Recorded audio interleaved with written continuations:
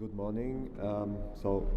Targetis stands for Targeting Eating Dysfunctions, and I will present today how we intend to control the appetite through a probiotic approach.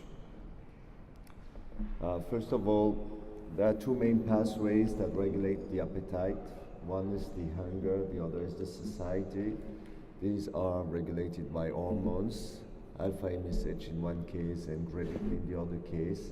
These are very strong levers, and this is intended to have the animal world go and seek for food, which is sometimes challenging. But for humans, now things have changed, and it's much less of a challenge to get food, and this is leading also to a change in our body shape. And that's why the vision in Targetis is that we want to control the body weight via modulation of the appetite through an intervention on the microbiome. The initial research has been done in the University of Rouen in France, in Normandy, by Professor Pierre Deschlotte and Sergei Fetisov.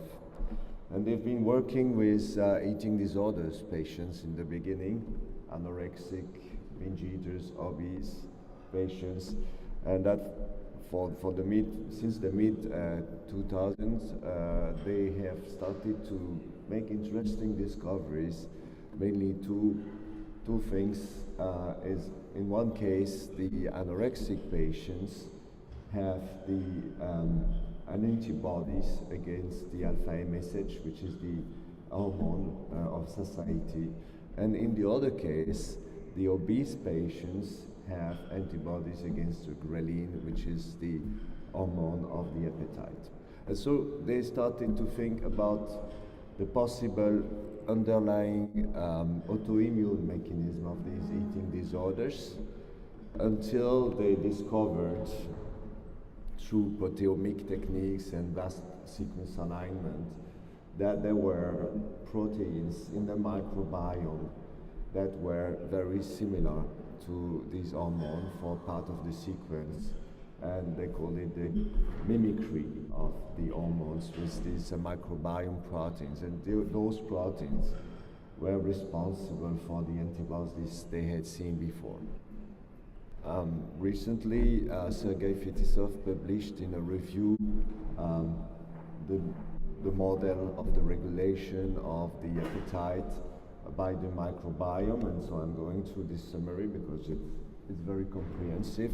When you eat, the food starts to be digested, and this can bind the enteroendocrine cells, but also, most of all, and first of all, the bacteria are fed. So bacteria, your gut bacteria are fed before you are actually fed, and the bacterial growth dynamics are linked to the schedule of our meals.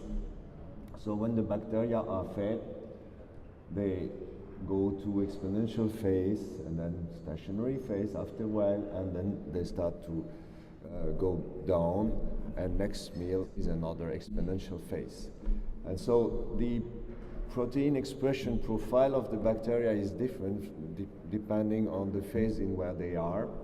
And what the team in Rouen has discovered is that in the stationary phase, that's coming after the exponential phase, some proteins are produced, and these proteins are mimicking the alpha MSH, so the satiety hormone. They also demonstrated that these proteins can actually trigger the secretion of the PYY and the GLP-1, two hormones that are involved in the regulation of the appetite. They also have shown that the CLPB itself can be absorbed in the bloodstream and can also activate the central pathways of the regulation of the appetite. So based on this, Targetis is developing two products. The first is ProbioNutris.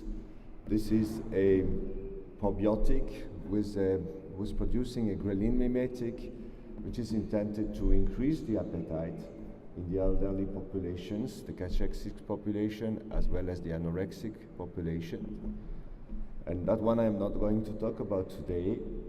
I'm going to talk about the probiosis, which is another probiotic, who is based on a protein, a probiotic strain that's producing the CLPB, so to reduce the appetite, to address the overweight populations. So overweight population, I think everybody's aware that is a problem. 1.4 billion people affected by overweight in the world, and in developed countries, it's about 60% of the population. So I mentioned the mimicry of the CLPB by the mimicry of the alpha MSH by the CLPB. This is how we first found this. This is the sequence of the alpha MSH, and there are some key amino acids in this sequence, the arginine and the tryptophan here, for example. And we did not really look for this exactly same sequence, but we were looking for these key amino acids. And it's actually quite well matched with the Enterobacteriaceae, out of which you have the E. coli, and the strain, Probiosatis, that we've selected, which I can name now, it's with Aphnia alvei, is another Enterobacteriaceae strain. But if you look at the other species, like the Lactobacillus, the Bifidobacterium, Enterococcus, they don't have these key amino acids, so their CLPB or CLPB-related proteins will not match the alpha MSH. So the CLPB is able to bind the receptors of alpha MSH, the melanocortin type of receptors, and it's also known that these receptors are present not only in the brain but also in the gut epithelium. This is an ex vivo experiment using the patch clamp technique, applying the CLPB to pro-opiomelanocortin neurons. Pro-opiomelanocortin neurons are the neurons that are normally activated by leptin and inhibit feeding. And so when you apply the CLPB to the neurons in the patch clamp techniques, there is a firing of the neuron, so there is an activation of the message from these neurons.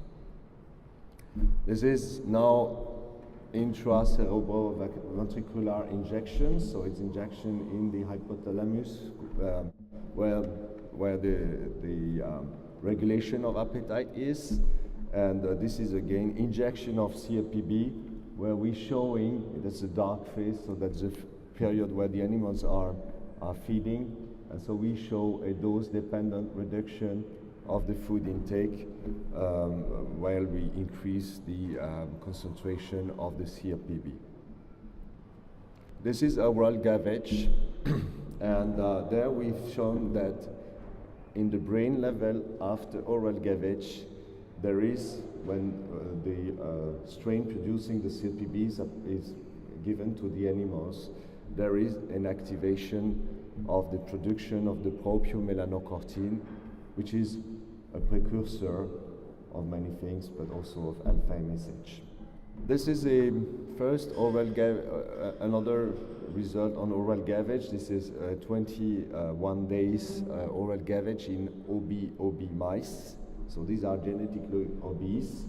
This is not our Aphnia alvei strain, but this is K12 E. coli strains. One is the normal and the other is delta CLPB, so it's a K12 strain that is not expressing the CLPB. So that's the only difference between those two strains, and this experiment was intended to show that the effect that we observed is really related to the CLPB. So we've shown here that only the strain producing CLPB can reduce the daily food intake in these animals, but also over the course of the experiment, the strain producing CLPB is the only one that could reduce the body weight gain of these obese animals. This is another result. This time this is a high-fat diet induced obesity in mice. And we started to treat the animals by oral gavage once a day with the Probiosatis strain, and we've seen that there is a reduction of the body weight. Same kind of experiments, this time in OB mice, and again you see here that there is a reduction of the body weight gain over the course of the experiment with the Probiosatis strain. And the same experiment here, we can see that the reduction of the body weight gain was triggered by a reduction of the food intake, so pleading for the mechanism of increase of the satiety through the CRPB. Another interesting discovery here is that we've shown that we activate the lipolysis in these animals that have received the strain. So, to summarize this proof of concept that we have now at the preclinical level, we've done it in 2 different animal species, rat and mice. I didn't show the rat data here because it was quite similar to the mice that you've seen. We have used 3 different animal models, OB, Zucker rats, and diet-induced obesity.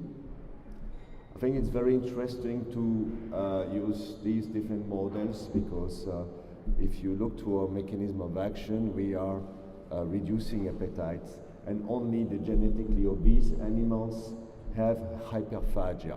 And so we are playing on this hyperphagia, while the high-fat diet animals tend to eat less than normal animals. And we've seen both reduction of the weight gain in the developing obesity and body weight loss in installed obesity. And now we are working on the CMC, so the chemical manufacturing and control part of it, and the preclinical package. And we intend to initiate our clinical trials in 2018. So we are based in France with 2 places. Our labs are in the University of Rouen, and we have our headquarters in Paris area. Thank you for your attention.